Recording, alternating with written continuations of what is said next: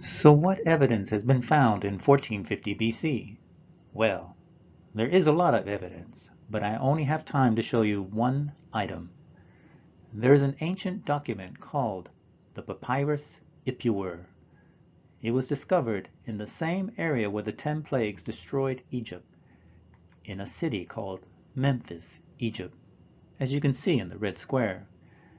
It was then sold to the Dutch government in 1828 and is now being held in the Dutch National Museum of Antiquities.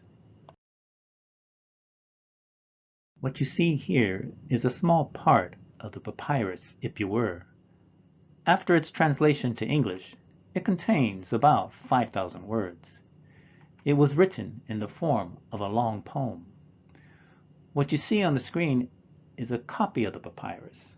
This copy is believed to have been written in 1250 BC, but almost everyone agrees the original papyrus was written sometime between 1850 to 1450 BC. The original papyrus was authored by only one man, the second most powerful man in Egypt during this time. Yes, that's right, he was Egyptian. He describes for us the chaos created by the 10 plagues from the Egyptian point of view. His name was Ipuwer, and his title was Vizier of Egypt. All the pharaohs of Egypt had a vizier.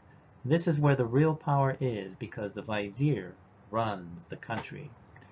It appears Ipuwer was an eyewitness of the destruction caused by the Exodus plagues that befell his empire.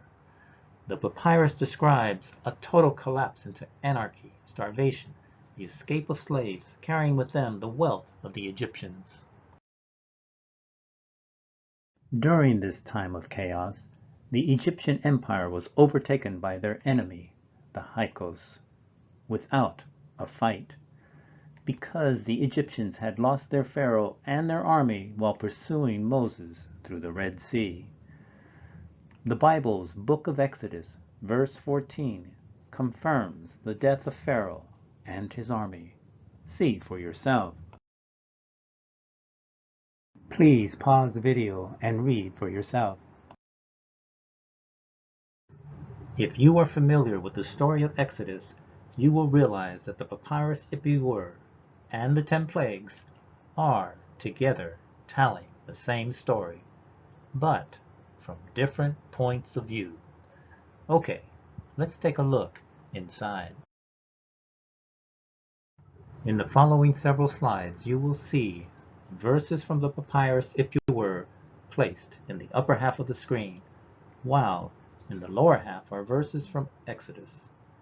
Please read them at your own pace. See how they are both telling the same story.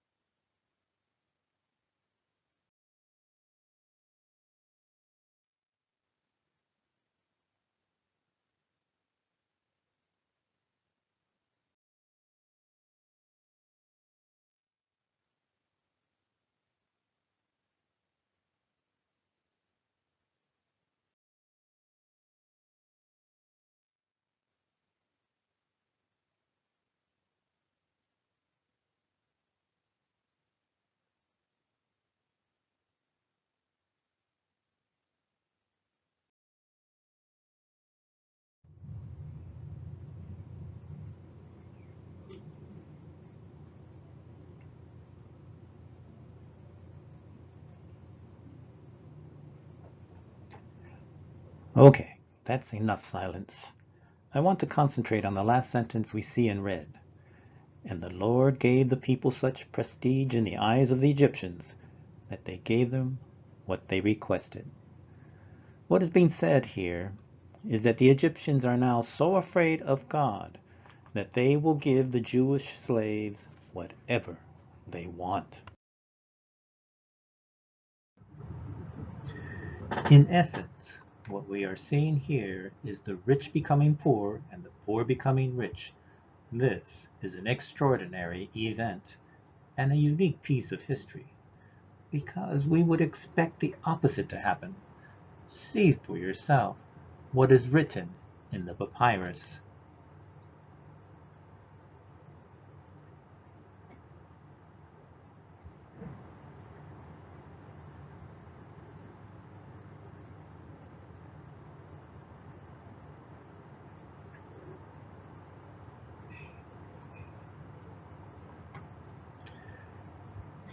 As you can see, they gave the Jewish slaves just about anything. Okay, now you have seen the papyrus. My next question is, why was the papyrus written by Ipuwer? I believe he was trying to warn future generations of the almighty power of God. Why do I believe this? Because the Bible tells us this is exactly what God wanted. Let's take a look. In Exodus 9, God gives a message to Moses to pass on to Pharaoh. As you can see here, please read it for yourself.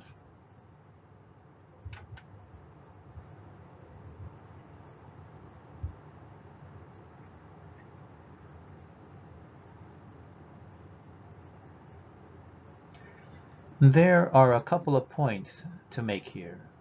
First, look at the section highlighted in red. God is saying, I could have wiped out all of the Egyptians with one plague. But when history looks back on this one plague, they would assume it was just an act of nature. So, to prove these were miracles from God, he sent 10 plagues in sequence.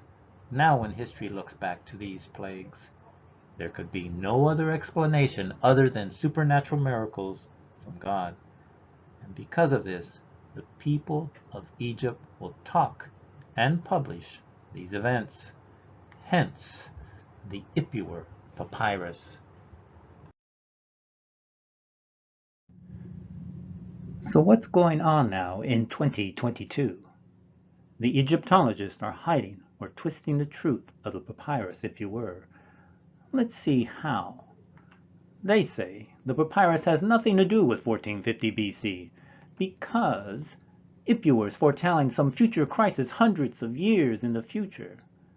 Well, let's take a look inside the papyrus for ourselves.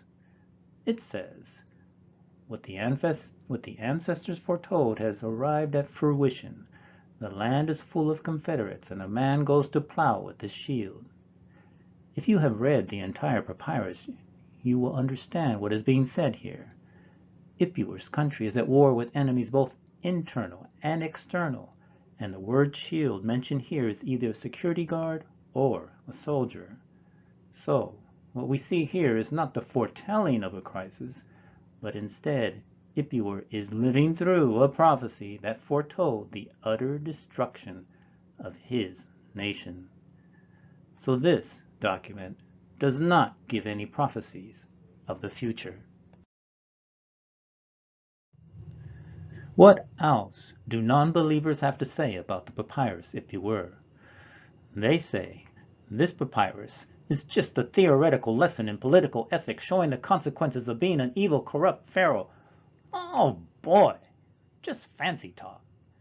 If this was so theoretical, then why is this sentence in the papyrus? It says, indeed, scribes are killed and their writings are taken away. Woe is me because of the misery of this time. Ipuwer, who is writing this document, making him a scribe, is afraid for his own life. He is trying to survive this time of misery. This is not theoretical. Non-believers say everything in the papyrus is just a coincidence. Or they say, it's just a poem. I say if there were only two coincidences, then maybe it's a coincidence. But the papyrus has many, many correlations with the story of Exodus. This is not a coincidence. Next, the Egyptologists say, we do not believe the papyrus because it is impossible to believe what is in it. They say they do not believe in miracles. This is their defense because that is exactly what you see in this document. The unbelievable. The 10 plagues of Exodus are miracles. Next, they tell us not to believe the papyrus because it does not come from their approved 1250 BC date for Exodus. They say Exodus is not allowed in 1450 BC, so they automatically reject the papyrus. Well, we all know the 1250 BC date for Exodus is a fairy tale. My personal thoughts. Is it wise to hang the entire historical timeline of Egypt on a biblical date? No, no, no. Shouldn't we be constructing Egyptian history based on internal archaeological evidence from Egypt itself? Yes, yes, yes. Today the spreading of fairy tales continues. Why? Because some people want to hide the truth of Moses and the Bible. Don't let them throw fairy dust in your eyes. Look for yourself. Decide for yourself. Please, before you go any further, let me offer a friendly warning. If you wish to read the actual Papyrus Ipuwer, it will not make any sense to you unless you have read Exodus.